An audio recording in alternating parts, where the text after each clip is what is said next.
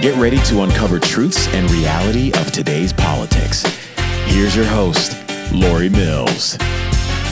Hi, this is Lori Mills. Welcome to another episode of Uncover California, recording here from God Speaks Studio. Anyways, today on our episode, we have a couple extremely important guests. Mike Davis from the Article 3 Project is going to delve into the lawfare with President Trump. He once was on Grassley's Judiciary Committee and helping putting justices in office. And also, he was a clerk for Justice Neil Gorsuch. We're excited to have him on. Our second guest is Lieutenant Colonel Buzz Patterson, and we're going to delve into everything politics. So stay tuned. Mike will be on in just a moment. Well, today's very, very special to us. We have Mike Davis from the Article 3 Project joining us via Skype. Mike has been on top of the lawfare since day one, and I want him to connect some dots for us. A year ago, he was on the show telling us about Matthew Colangelo and Mark Pomerantz. Mike, we've come a long way, and it's the same game, different day. What's going on? We are in week 3 of this unprecedented criminal trial of a former president who happens to be the leading presidential candidate. And remember how we got here. We have President Trump allegedly settling and booking a nuisance claim in his books back in 2017. And somehow this Manhattan DA, this Soros-funded Manhattan DA, Alvin Bragg, has brought 34 felony counts against President Trump based upon a convoluted legal theory that the booking of these this payment in 2017 was somehow election interference in 2016. And the prior Manhattan DA, Cy Vance, a Democrat, the prior Manhattan U.S. Attorney, the Federal Election Commission, and Alvin Bragg himself declined to bring these bogus felony charges against President Trump. It wasn't until Matthew Colangelo got deployed from the Biden Justice Department. He was in the number 3 office, a senior political appointee to President Biden, and they resurrected this zombie case against President Trump. Like I said, we're in week 3, and this is a dog of a case. Their star witnesses are clowns. Michael Cohen is on Instagram trying to make money off of this criminal case. You have Michael Cohen out there as a witness trashing the defendants, yet the Democrat Judge Juan Merchan in Manhattan, who donated to Biden in 2020, who donated to another anti-Trump cause, whose adult daughter Lauren Merchan is a leading Democrat fundraiser for Biden, Harris, many others, who's raised tens of millions of dollars off of this criminal prosecution, unprecedented criminal prosecution over which her father's presiding. He should have recused. Even a former federal Clinton judge went on Caitlin Collins' show on CNN on April 5th, 2024, and said that Judge Merchan has to recuse under New York statute, and he's refused to do it. Instead, he's retaliated against President Trump by putting an illegal, unconstitutional gag order on him. So Michael Cohen can go trash a defendant going through a trial, but the defendant can't respond. And it's unconstitutional. It's illegal. This is part of the Democrats' illegal lawfare and election interference.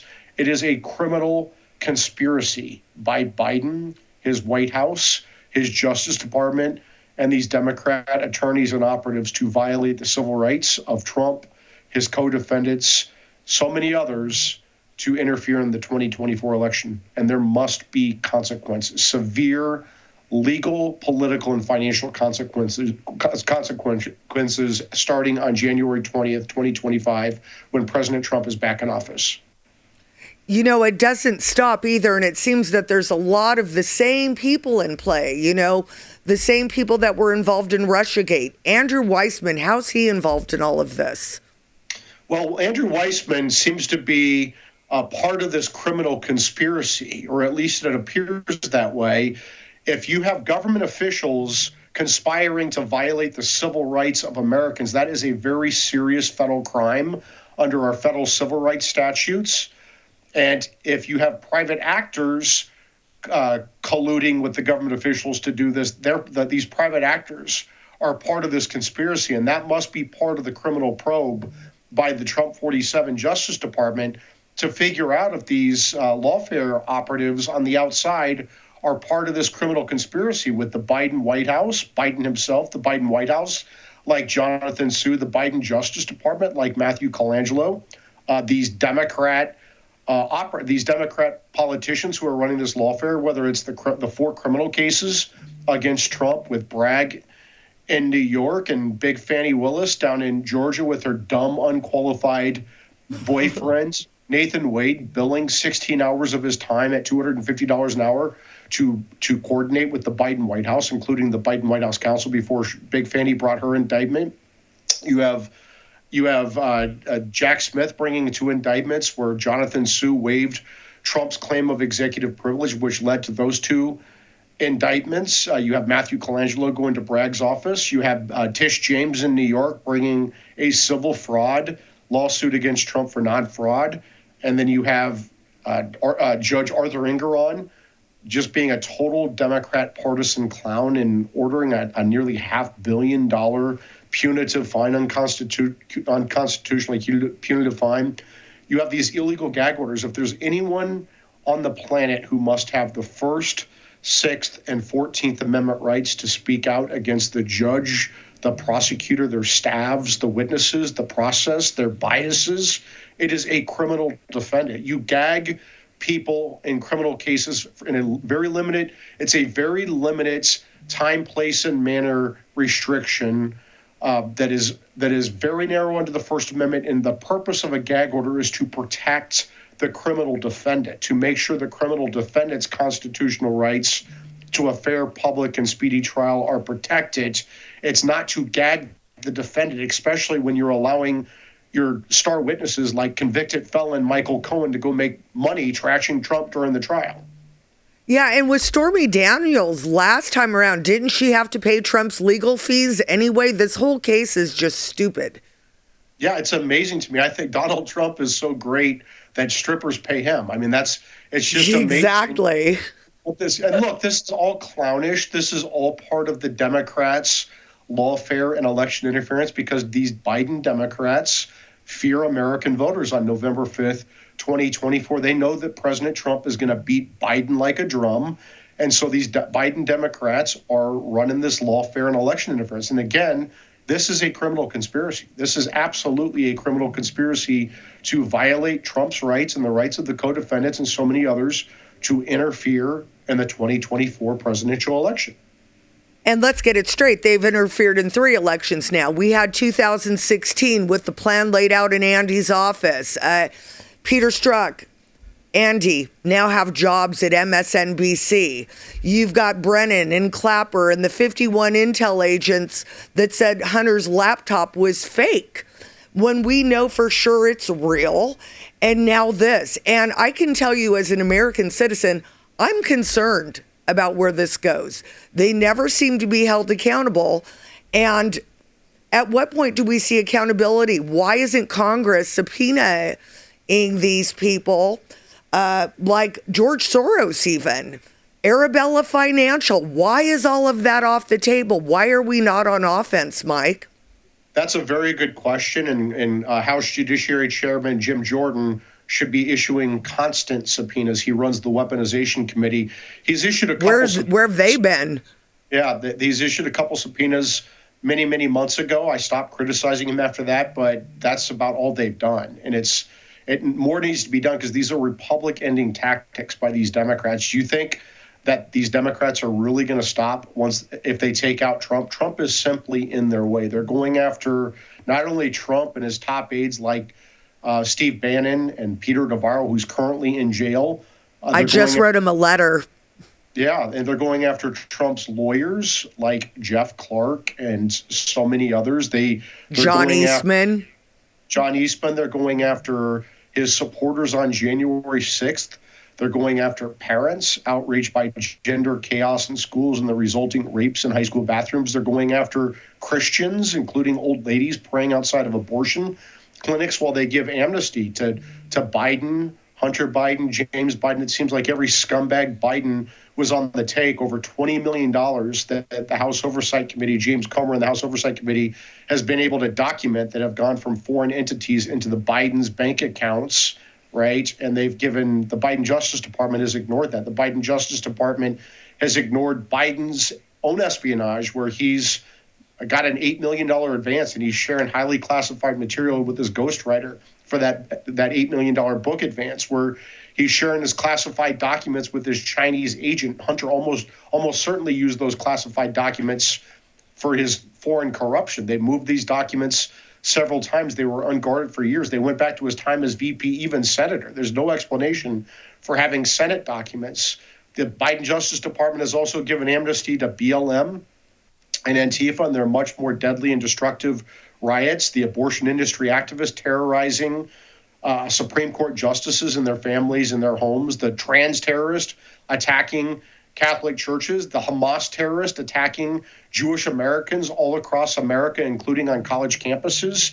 Look, we have a politicized and weaponized justice system, and House Republicans need to get off their asses and do more. We've seen this with Congresswoman Elise Stefanik, who's been filing judicial ethics complaints and other complaints. She's doing great work, but it seems like it's just been her and MTG who have been doing this. What about the others? I guess Andrew Clyde, Congressman Andrew Clyde's also championed Article 3 projects appropriations riders, which are so important. That it's this. This is unprecedented lawfare and election interference. We've never had a prosecution of a former president and the leading presidential candidate. And I would say this: if they waited 30 months to bring these bogus charges and time these 4 trials for the 2024 election season, Congress should have passed Andrew Clyde's appropriations, and they can still do this, that say this: no federal funds may be used for any prosecution of a major presidential candidate on or before November 5th, 2024, and any state or local prosecutor who uses federal funds for the prosecution of any major presidential candidate loses all federal funding, right? And the Article 3 Project website has an action center where people can light up both of their home state senators and their representative in the House and tell them to support Andrew Clyde's appropriations writers. You go to article3project.org, article number 3project.org, and there's a link that says take action, and it's the first action item. And that's where you sign you up, where you do patch through calls directly to those offices. We can pre-populate emails for you to send to those offices, and we can help you do social media to light them up and tell them to end this republic ending lawfare by cutting off the funding. And it needs to happen. You know, part of me thinks that this is even bigger than that. It just seems the conspiracy's gone back now almost a decade against President Trump. And I thank you so much for the work that you're doing at Article 3 Project. And it's true what you say, Mike, the people need to get involved. But the frustration of watching these people continue and no pushback happening is very frustrating for the people. So I'm so appreciative of people like you and Julie Kelly with what she's doing with unredacted documents now from Judge Cannon. What is Congress doing about all these unredacted documents? Because the last I heard from her, she hasn't even received a call from Congress. Yeah, it's very clear that I've been saying this for 21 months since the Mar-a-Lago raid. I went on Fox News right after the raid, and I said that President Biden orchestrated this illegal, unnecessary raid, unlawful raid on President Trump for presidential records President Trump is allowed to have under the Presidential Records Act. And it was Jonathan Sue who worked with the archives to orchestrate this raid. And the documents are very clear. I've been saying Jonathan Sue's name for 21 months. Why haven't House Republicans called him in? Why haven't they issued subpoenas for these records with the National Archives? Why have they not called in Gary Stern, the General Counsel of the Archives, or the Archivist of the United States, and made them explain themselves? Get their documents, subpoena their documents, subpoena them for staff depositions, subpoena them for public hearings. What are we doing? We are allowing the weaponization of government before our very eyes. And between this, the open borders, everything else that's going on, you know, and watching Hamas supporters on our campuses now, I'm extremely concerned for this country. There seems to be a movement of cultural Marxism that's taking over without pushback. How do we clean house at the DOJ? What needs to happen is when President Trump is back in office, he's going to have an acting attorney general on day one, and then his attorney general is going to get nominated and confirmed. They need to go through and make all these top managers in the Justice Department, these career officials, reapply for their management jobs.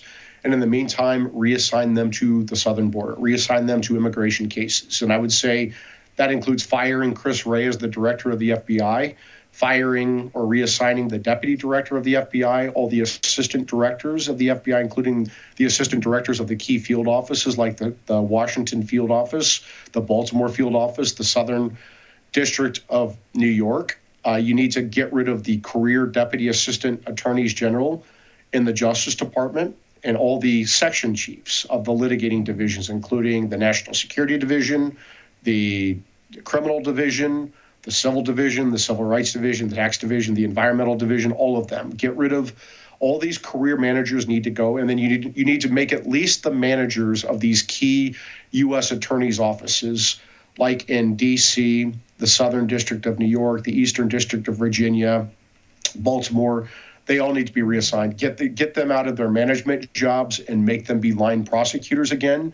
And then once you get your U.S. attorneys in place and the rest of the Justice Department in place, you've gotten rid of all these bad managers, then you just start cleaning house, right? And figuring out through the Office of Professional Responsibility, the Office of the Inspector General, congressional oversight, how and why these Obama-Biden operatives politicized and weaponized our justice system and our intel agencies against President Trump before the 2016 election. I'll tell you what happened. We know what happened. I've been saying this for a long time. The Hillary home server, when she was the Secretary of State with our nation's most classified secrets, got hacked, probably by the Russians and the Chinese. This server also contained evidence of the the Clinton Foundation's illegal foreign corruption schemes, the pay-for-play schemes. Hillary thought she destroyed this evidence when she bleach bit at the server and destroyed the phones with a hammer. But guess what? The Russians and the Chinese almost certainly hacked it, and they probably have a copy. And I think that Obama, Biden, Hillary, the FBI, the Justice Department, the intel communities, I think they were afraid that this server was going to come out before the 2016 election. And so what did they do? They made up the Russian collusion hoax, the Crossfire Hurricane investigation, including getting illegal FISA warrants to spy on President Trump's campaign and even spy on him as the president of the United States. So if this information did come out, if this hack server did come out, they can say this was a Russian disinformation campaign. This was a Trump campaign dirty trick with the Russians. And you say, that sounds crazy. How could you possibly say that? Well, guess what? That's exactly what they did in 2020 with Hunter Biden's laptop from hell, with the Biden's foreign bribes and corruption. The 51 former intel officials teamed up with the FBI and said this had all the hallmarks of a Russian disinformation campaign. They censored the New York Post. They deplatformed America's oldest newspaper. They took the link off the website. I was banned for posting their article. Like, they took my business pages. And it was weird because it was the same social media platform, same time, same day, just completely banned me. And so they screwed up because then I ran for office and I'm here now. And this is the passion. Yeah. So, yeah, but it's crazy to see what's been going on with all of this because it is the same players. Do you think decentralizing all of these agencies out of D.C. could make a difference? I mean, that would help. What I think needs to happen is these agencies need to be dismantled. If they're not specifically mentioned in the Constitution, they should not exist. So just get rid of them. And look, the political branches are not going to do that. The executive, the political appointees for the president, any president, members of Congress, their staffs, they're not going to do that. The reptiles are not going to drain the swamp. This is going to have to happen through federal judges. When the federal judges over the next 20 years start dismantling the executive branch because it is not what our founders intended. It's not what our Constitution permits. And that's our goal at the Article 3 project over the next 20 years, is to get the right plumbers on the Supreme Court and the lower federal courts to drain the swamp. Right. Now, I want to thank you so much for coming on. I know how busy you are, so it means the world to me.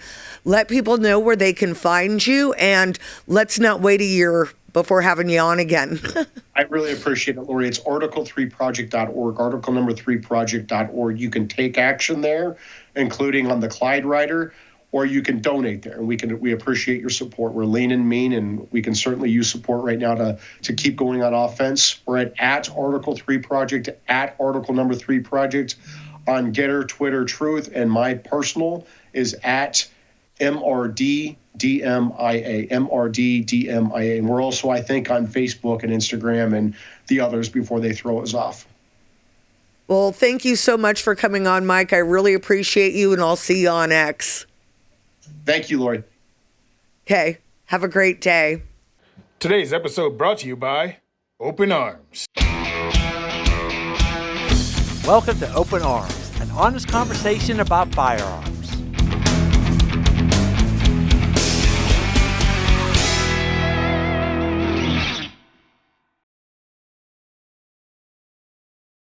Welcome back to Uncover California. And in studio right now, I have a good friend and guest here who was Clinton's security aide, right? No, actually, the military aide to the president and carried the nuclear football. Yeah. You're an author. Man. You're a colonel, retired in the Air Force. Yeah. And you mean the world to me. You've got a beautiful wife, Buzz Patterson. Welcome to Uncover California. Thank you so much, Lori. Great to be here. Thanks for having me. Yeah, no, not a problem at all. I'm honored. So let's talk. Let's talk about your history a little bit first. Tell everybody your history. Okay. I was raised in an Air Force family. My dad was an Air Force pilot of 33 years, and so we moved around the world. I went to 8 schools in 12 years before I went to college. And I never really aspired to be an Air Force officer or a pilot. When I was in college, I started looking around for options. And then Ronald Reagan was elected for his first term as the president. And I became intrigued with the fact of working for Mr. Reagan and flying airplanes for the Air Force. So I became an Air Force pilot. I did it for 20 years, flew all over the world, 70 different countries in my 20 years that I actually flew in and out of. And then in 1996, I became President Bill Clinton's military aide, carried the nuclear football, lived in the White House, had an office in the White House, and did that for 2 years. Left the White House, married my wife, Nicole. Gorgeous girl. Thank you. We come up on 27 years here in 2 weeks. We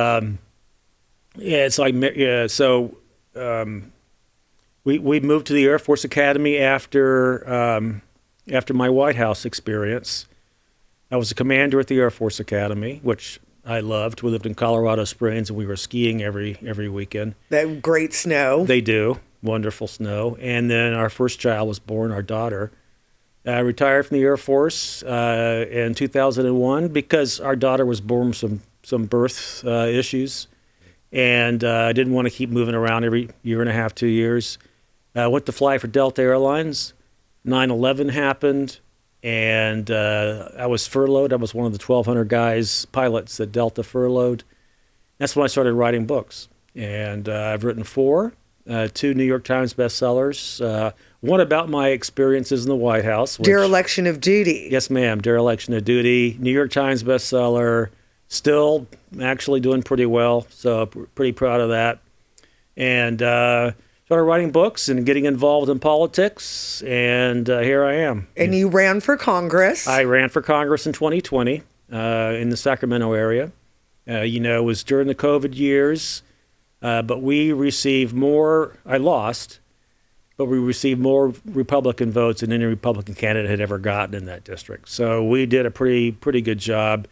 But I don't think I'll do it again. Yeah, you supported me when I ran for the state assembly, and Jackie Irwin, the evil one, is one of your neighbors. She is. And I loved it that you put a big Lori Mills sign on your front yard, so she had to drive by it every day. Every day, both ways. And she doesn't like me. She's right down the street. And, I guess exactly that's right. what you get when you're a fake person, And, exactly. Well, there's quite a few of us on our street that don't like her.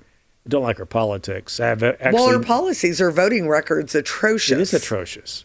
Yeah. And so, I've never actually sat down and talked to her. I mean, we've been at mutual neighbors events a couple times, but there's several guys in our block that aren't crazy about her. So we'll have to get some Ted Nordblum signs out there this time. There you go. So let's talk about your book, Dereliction of Duty, because I found that book fascinating. Your time in the White House. Could you tell everybody that story about when you walked into the Oval Office and you thought that he was upset about Monica Lewinsky?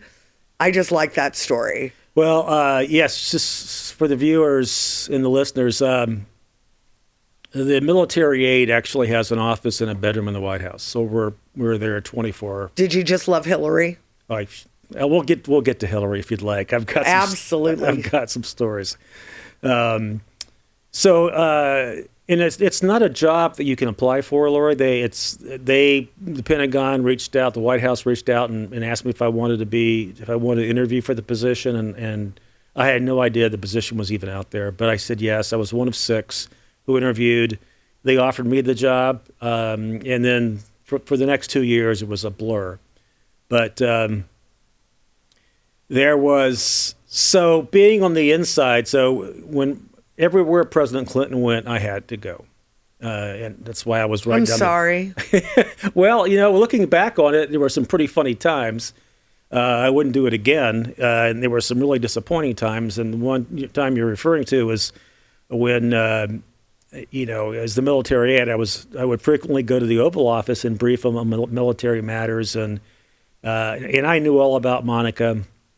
Everybody knew about Monica that was in the building. And one morning I went just to answer some questions for him, and I saw the Washington Post headline that said the Monica Lewinsky thing.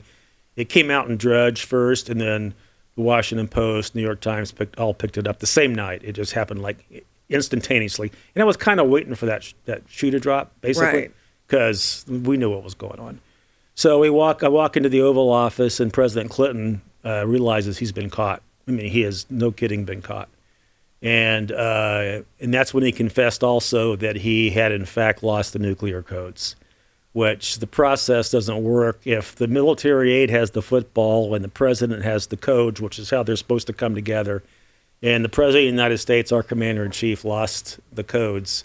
That is extreme. It is very extreme. I mean, that's our national security. Yeah. And that never really was made public. No, he swore us all to confidence to silence, and I told him... Like an NDA that Brad could charge you with? Well, similar.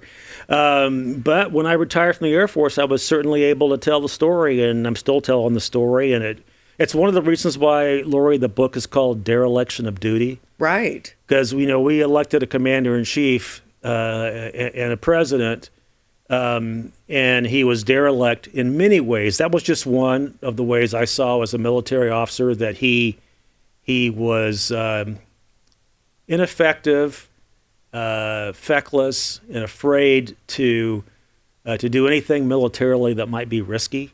Right. And that was one of the things where he lost the nuclear codes, which means there for a couple of weeks, maybe to a couple of months, we didn't have the ability as a country to retaliate with nuclear weapons. So what do they do to correct this? Well, there was no process. So I called the Pentagon, and the Pentagon we turned the White House upside down trying to find the codes. And we never found them.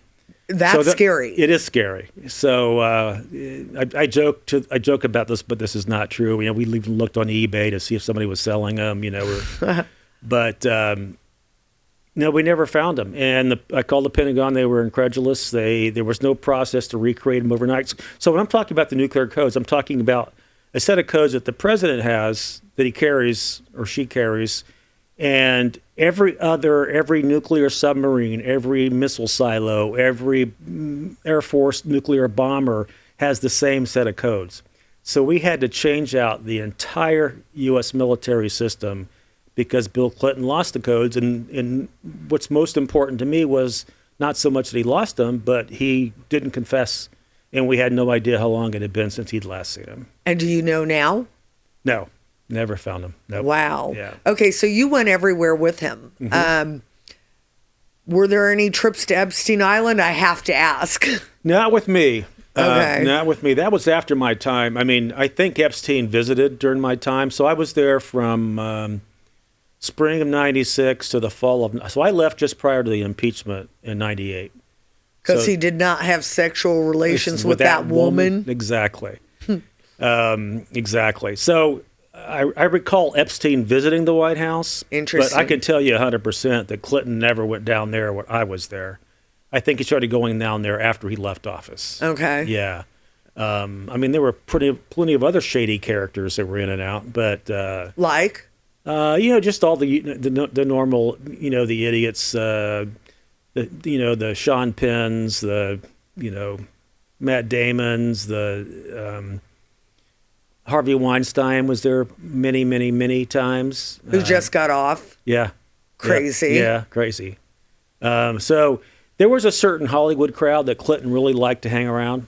And so they were always there, just butting around with him. And we'd come out here a lot for fundraising. Democrats love to fundraise in Hollywood. And we'd come out here and go to Barbra Streisand's house or, Jennifer Aniston's place or, and just raise money like hand over fist. And Clinton loved it. Clinton always saw himself as a rock star president. Wow. See, sometimes I think a lot of our congressional members and Senate members and even some people in the presidency, they're being blackmailed because I'm like, how can they let what's going on continue? And you hear about all these honeypots with Sean P. Diddy Combs now, Epstein. Why do we're never allowed to see the client list? Why? Because there's so much money involved. And I'm saying this on both sides. And power. And power. It's and that was I saw it up close and personal, working for the Clintons. I mean, we haven't even started talking about Hillary yet, and that's a whole nother animal. I mean, I will never forget when I.G. Horowitz did a report on the Hillary Clinton laptop. I believe it was page 265. I would have to confirm that said Anthony Weiner laptop. And it went into his sexual exploitations with a minor. And then, oddly, it said Clinton Foundation, crimes against children. That's never been explained to me. I'd really like to know what they meant. I can speculate. Okay, tell me. I can speculate. This is a speculation. There's a lot of that kind of thing going on, especially around Bill. And I wouldn't put it beyond Hillary, too. But, remember that Huma Abedin was Hillary's handler. So I got to meet Huma right before I left. Mm-hmm. She became Hillary's girl, and then I went back to the Air Force, went to the academy. But there were a lot of those kind of things going on around Bill and their friends. John Podesta. Oh, and his art. Yes. Like I remember seeing Tony and John Podesta's artwork, and it's gross. Well, he was the chief of staff of the White House when I was there. And he's involved again, He's involved again, yeah. So, I mean, there are the depths of evil that exist in Washington, D.C. are unbelievable. Yeah, and we've got a wide open border and hundreds of thousands of migrant children missing. Where are they? Exactly. I don't know. It's the biggest human sex trafficking organization, and and just in terms of record numbers, right, that the world has ever seen. Right. And we're not doing anything to stop it.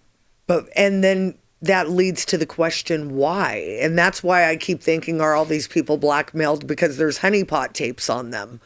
I'm sure some are. I mean, I would love to know what certain people have on certain people. I would love to. And, and I'm pretty sure that Trump's got a lot of those kind of things in his closet. I mean, in terms of him knowing his opponent. Which is why they probably raided him. Yes. And I'm hearing from sources that some of those documents might have been planted before the raid. Yeah, I heard that as well. Yeah. And not to mention a lot of the things were personal property. And as Mike was saying earlier, it's covered by the Presidential Records Act. Yeah, 100% is. And so I had the same security clearance that the president does. So I have the same, because I could see all the same stuff the president saw. I would take him documents. I would talk to him about things that were highly classified. And every president going back to Reagan took documents home. George H.W. Bush took documents home. Bill Clinton sure as hell took documents home. I can attest to that personally. George W. Bush took documents home. Obama took documents home.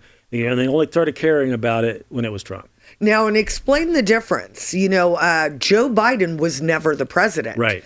Joe Biden was taking documents while a senator. Right.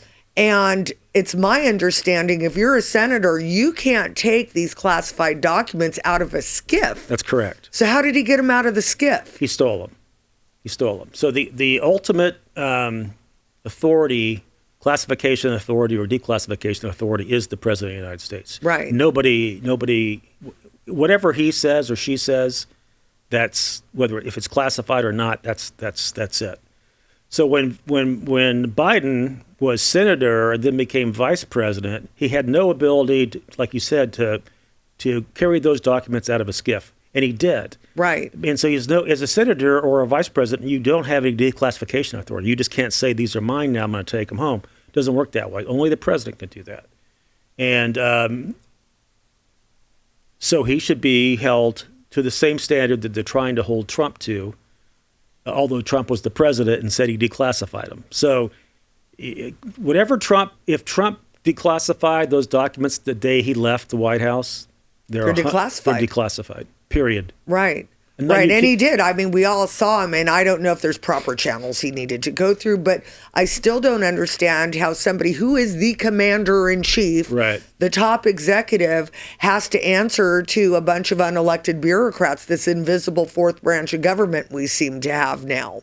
Well, it's the same thing. They're coming at Trump from so many angles, Laura. Yeah. It's like It's the same people. It's the same people. And look at the lawfare. Look at the silly, frivolous civil suits that are going on. The documents issue wouldn't be an issue if it wasn't Trump. So they're just coming at him in every single conceivable way, and he's still rising. And I, talking about the civil case right now in New York with this Judge Merchant guy. The one whose daughter's making millions off of Schiff. Off of that. And so, the judge fined Trump $9,000, $1,000 for each of his gag order violations. And the gag order should be protecting the defendant. Yes. And not the prosecution. Nobody else has one, including all the witnesses. Cohen, who's out there making money on his statements on Instagram right now. It's sickening. It is sickening. But here's what Trump is going to push, I think.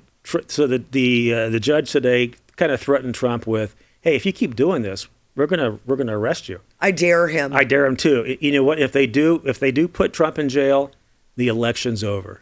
Right. Landslide. Right. I mean, I don't care what you think about the man personally. How do you put someone in jail who has Secret Service detail? I don't.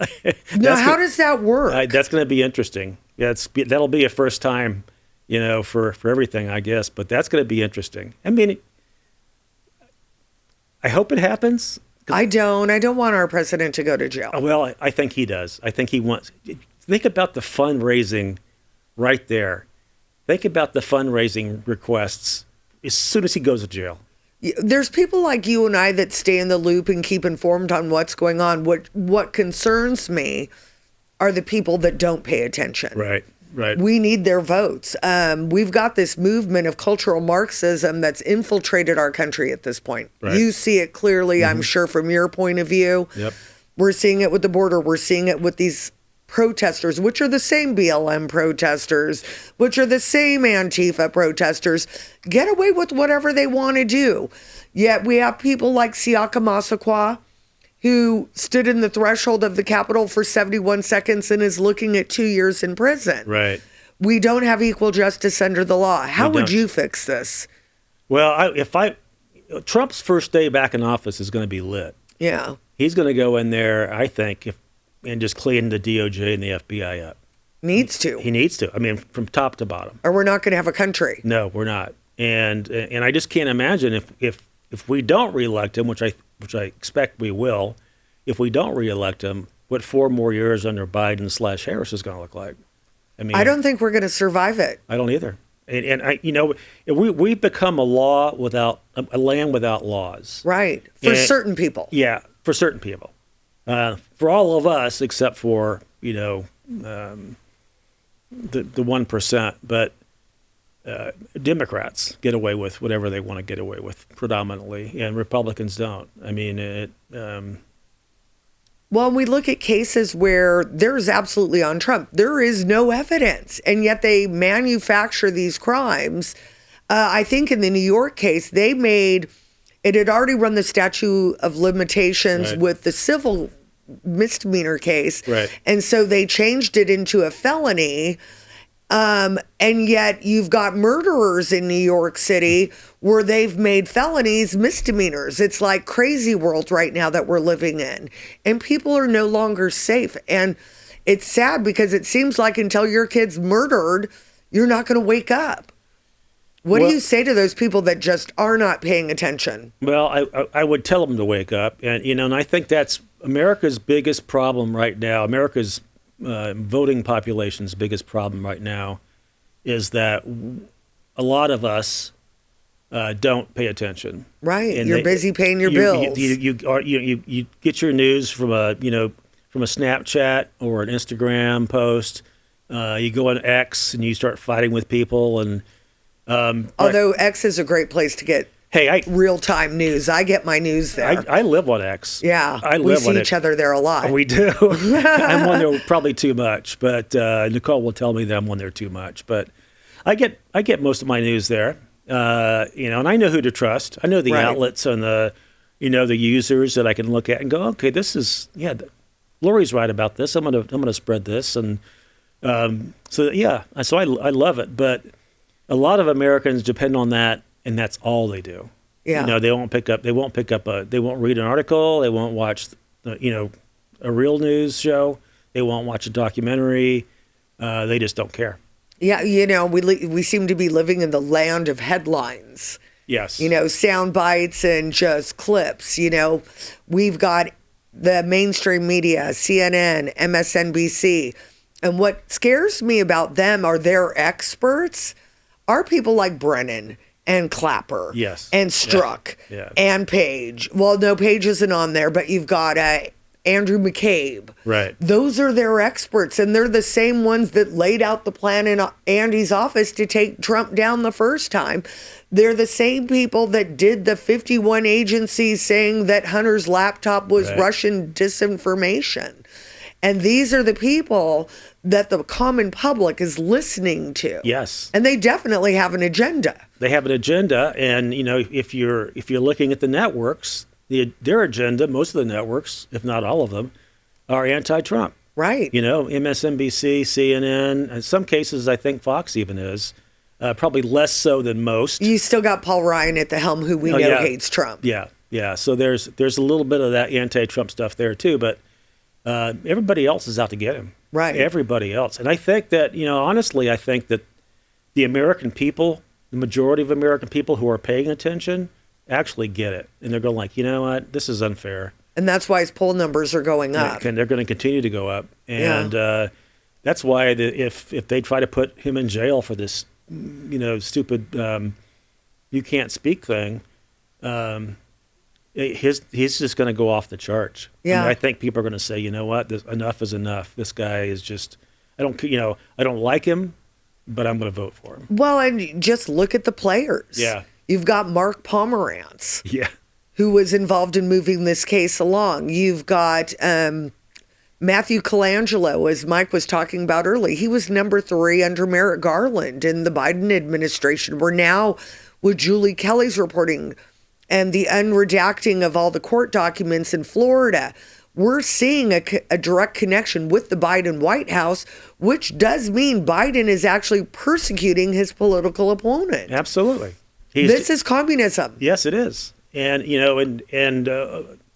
Obama did it when Biden was vice president. Obama did it too, and I think Biden. Tell me about that more. He just the way they use, and this I'm going to go back to my Clinton years. So when I was working in the Clinton White House, most of the senior staff people for Clinton became the senior staff people for Obama, became the senior staff people for Biden. So you're talking about Susan Rice, Valerie. Who's probably running the show now? Valerie Jarrett.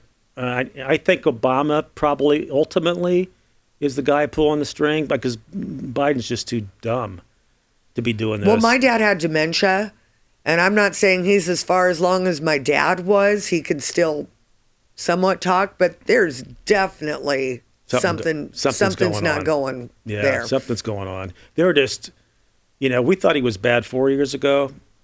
They're going to prop him up for another 4 years. They're going to try to. We're not going to have a country in 4 years if that man's in office again. And the people that oppose Trump and everything's I hate Trump, they don't understand this is coming for them too. This is for the world.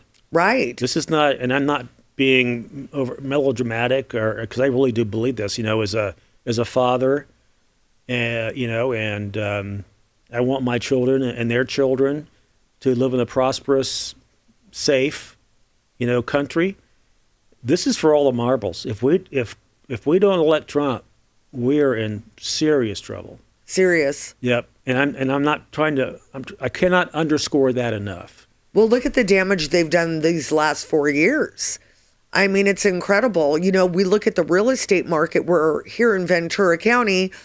We have 0.03 inventory, which is crazy. The interest rates are going through the roof. I want my kids to be able to buy a house someday. That dream, that American dream is slipping away due to really bad policy. Yes, especially in this state. Yeah. And, it's yesterday. We've had such beautiful weather the last couple of days. I know. Yesterday I went out, did a little hiking and was walking around, and it was just a beautiful, perfect SoCal day. And I thought, man, we were so blessed. God has blessed us with this place that we call home. But then you think about everything else. Gavin Newsom, the Democrats. I just filled up my truck the other day. It was $6.19 for gas. Grocery prices. This is not sustainable. No, it's not. And God forbid if Newsom tries to stick his foot in the door for the White House eventually. He's going to. He's going to. He has. I believe he's going to. I've been saying it for a year. I think it's without a doubt he's going to. But he has screwed this state up, and I can't imagine what's going to happen to the rest of the country if we give him that opportunity. Well, Jennifer Van Laar, I call him Guido the Killer Pimp. Remember Tom Cruise in that movie Risky Business? Yeah. He's totally Guido the Killer Pimp. Yeah. I'm a native Californian. I've lived here since the 60s. Since, I'm old. But anyways, it's amazing to see the changes in this state. We have probably the best natural resources in anywhere in the world. I think we live in a little bubble here in Ventura County where you cross over the line into the valley, into LA County, and it looks like a third world country. It's true. With the homeless and everything else. We're lucky at this point we've got a sheriff that prosecutes crime here. They don't prosecute crime in LA. Right. Santa Monica is now one of the 10 most deadly cities in the state, which that's where I was born. It used to be a beautiful beach town. Warn the people what they can anticipate if Gavin Newsom's to take office as president. Oh, well, you're not going to have a leader. What you're going to have is a communist who will push every left-wing agenda you can imagine.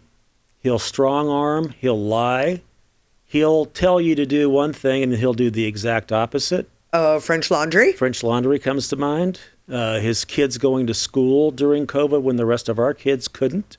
Right. It's on and on and on again. He's a fraud. Yeah. He's a slick-haired, nice-looking fraud. And he sells himself. I can't even stand to listen to the guy talk. No, well, it just killed me. Like, honestly, even watching when he debated DeSantis, the man is a just blatant liar. And it kills me that so many people believe him, you know? Well, a lot of people don't get past the veneer, right? So a lot of people just, look at him and go, hey, he's a nice-looking kid. He's young. He speaks well. Seems intelligent. Okay, I like him. They don't get into what he really stands for, which is nothing. Right. Except himself. Except himself. Yeah. He wants to be, talk about ego and power. That guy wants it. And, I think to run for president, you have to want it a little bit. You have to have that kind of ego. But Newsom, man, it's just oozing out of his pores.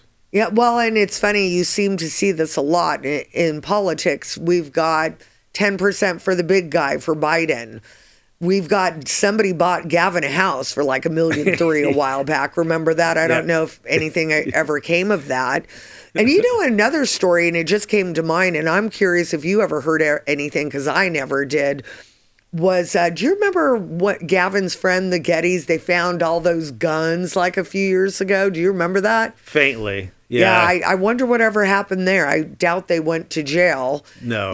And all this insider trading. I think about somebody like Nancy Pelosi, and her husband may be successful, but as a member of Congress, I think the salary is what, $160,000 a year? It's $174. Well, when she started, it was probably $160. It's $174,000 a year now, and I think if you're a speaker, it goes up to $190. Yeah. But it's still not a lot. And she is worth what, $100 million now? Yeah. Something's wrong in Washington, folks. Yeah, and that's what all those guys do it. And I think it's true of both sides. I mean, right. When I was running, and I was in D.C. a lot and talking to a lot of the current, existing Republican Congress people then, and they're all doing it in some form or fashion. It was really kind of disappointing, Right. They all make a lot of money in addition to being a congressman. Right. And that's where the insider trading stuff comes in. That's where the outrageous speaking deals and book deals. Yeah. I mean, it's an industry. Yeah. It's a whole industry. And in the meantime, our country's falling apart. Yes. What do you think is the biggest threat to the country right now? It's the internal forces that are trying they're just chipping away every single day. It's the fifth column. I talk about this in one of my books. It's the fifth column, and it's Democrats, Democratic politicians, it's education, academia, which we see happening today. It's indoctrination. It's popular culture. It's the media. And it's our non-governmental institutions, like what's going on right now on our college campuses, Lori. That is 100% George Soros.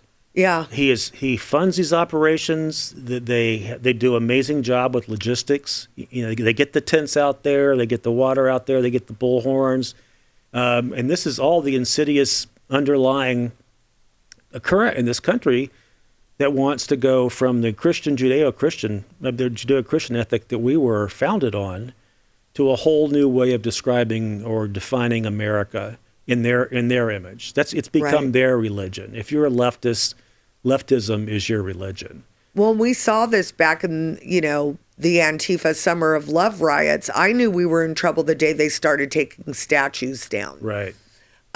When you erase history, there's nothing to learn from. Yeah.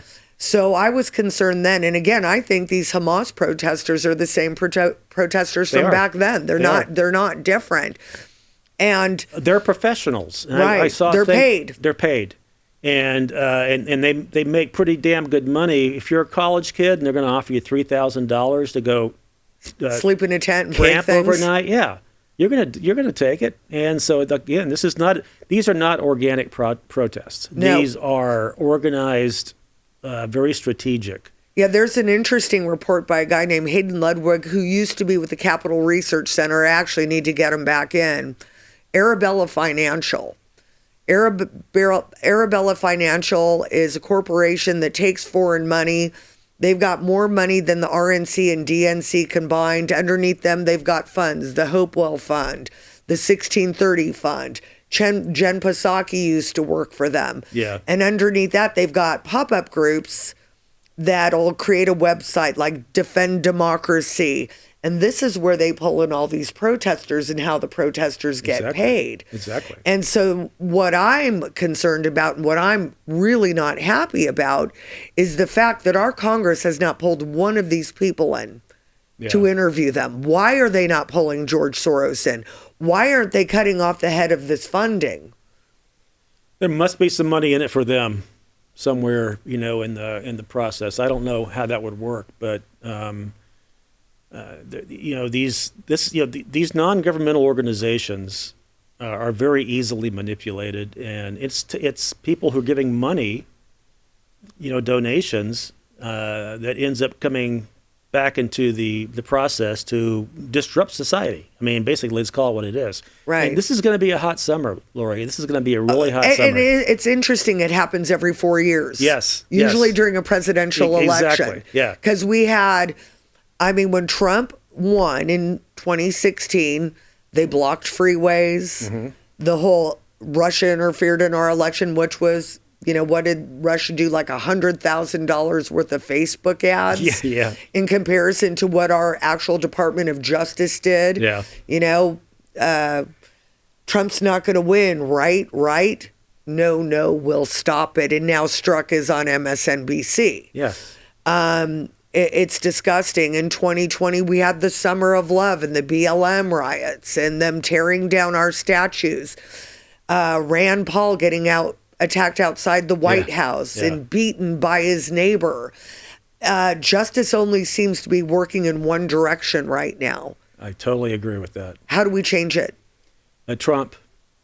It is. It's going to be Trump. We have allowed people like Soros to get involved in all these judicial elections around the country. Right. So and that's the scary part is you have all these judges that are not Gascon. Yeah. Story that Jen Van Laar just broke on the corruption there. He's got Soros money all over him. And so that's what they do. And Soros has done a great job of doing that. What Trump needs to do, again, is clean house at DOJ. Just clean house. Now, what do you do with the corrupt judges, though? How do you get rid of corrupt? You have to eventually over time, eventually over time. But if you if the federal structure is in place of people who are not Merrick Garland, who really care about, equitable justice, I think that's going to flow down. It's going to have to flow down. And ultimately, thank God, one of Trump's greatest, contributions so far to this country is our Supreme Court.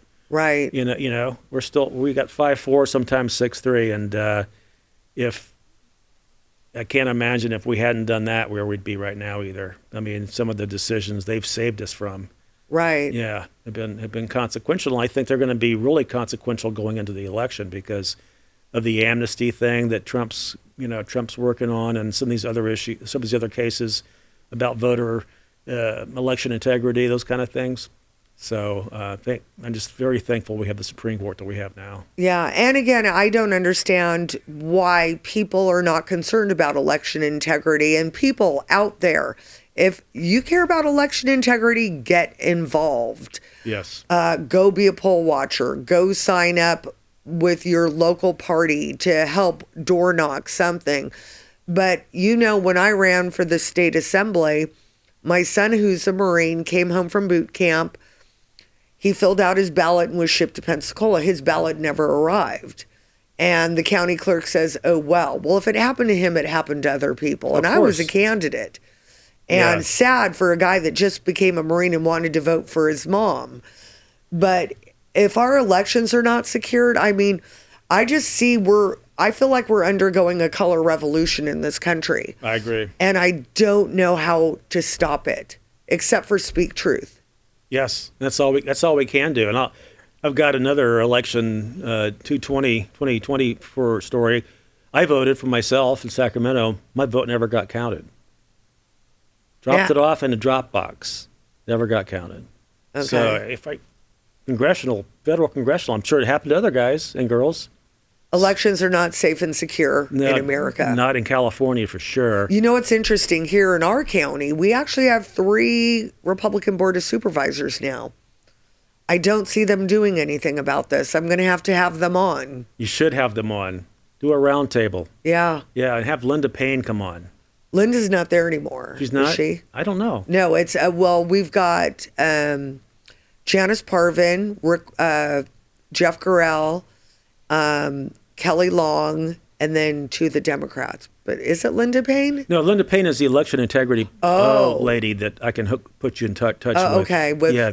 EFPC. Yeah, EIC. Yeah. Yeah. But one thing I will say that's really good is since Laura Trump has taken over, Yeah. the party is actually starting to have resources for people that see fraud.